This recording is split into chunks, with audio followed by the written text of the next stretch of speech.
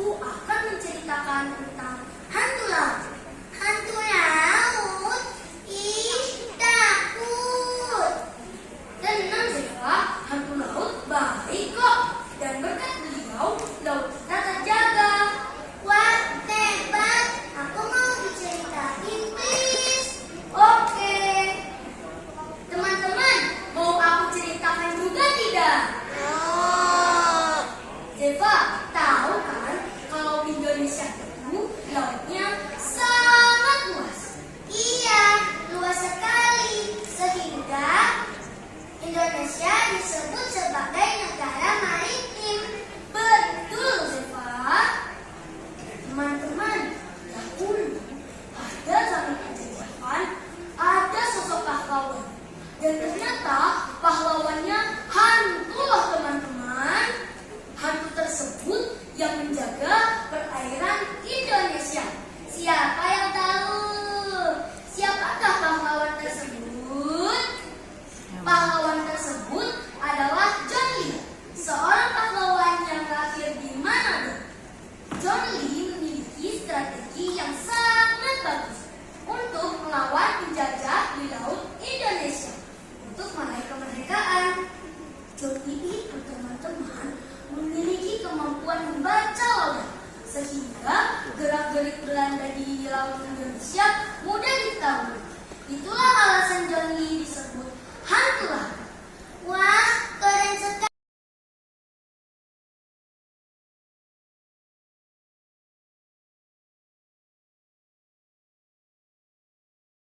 Terumbu karang yang cantik, rumput laut yang menari-nari, dan hilir mudik ikan-ikan berkejaran. Itulah suasana laut Indonesiaku.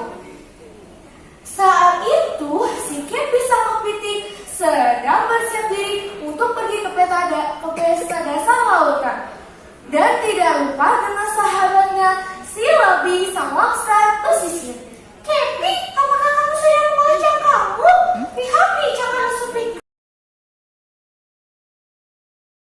Mengarung luas samudra, menerjang ombak, tiada takut menempuh badai, sudah biasa.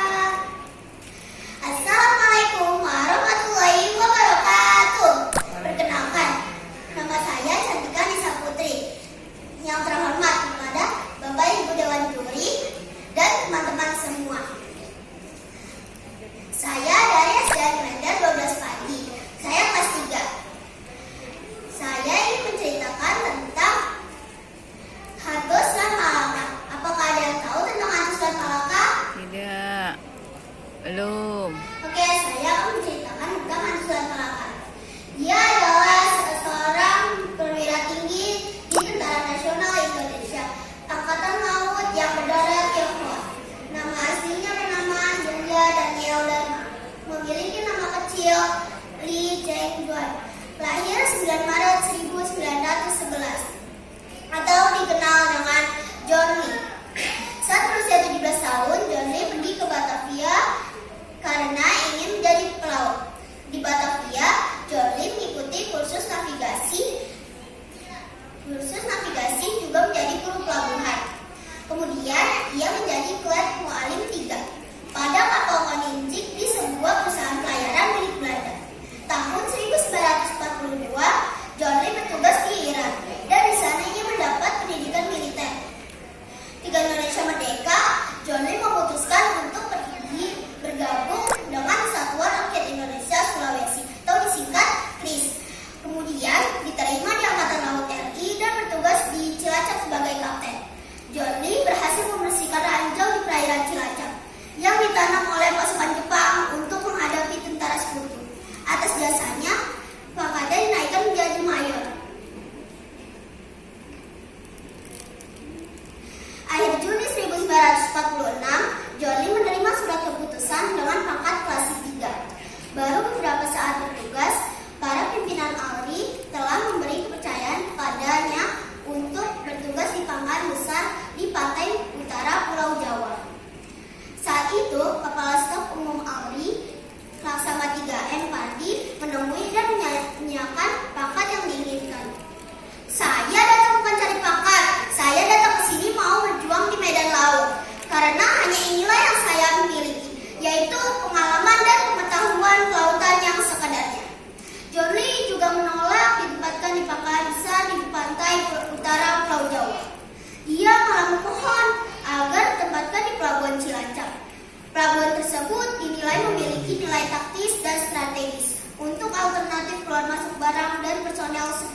surutnya laut. Pelabuhan Cilacap juga menjadi alternatif jalur ekspor gula dan karet untuk membiayai perjuangan RI permohonannya dikabulkan.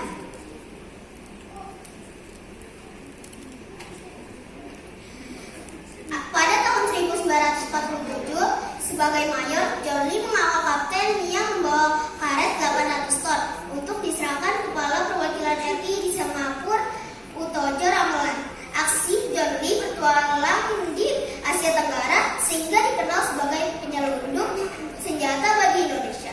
Dimulai secara tidak sengaja. Ketika ikut kapal Empire Tenbai di Cilacap, kapal itu berlayar dan tiba di Singapura pada Agustus 1947.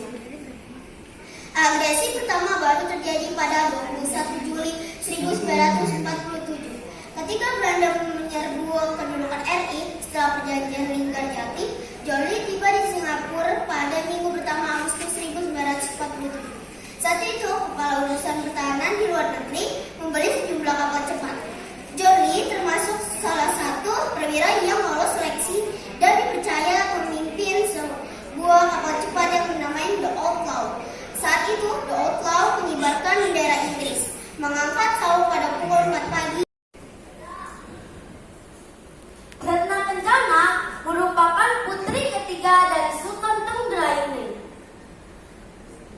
raja ketiga dari Kerajaan Demak. Beliau adalah cucu dari Raden Patah, pendiri Kesultanan Demak.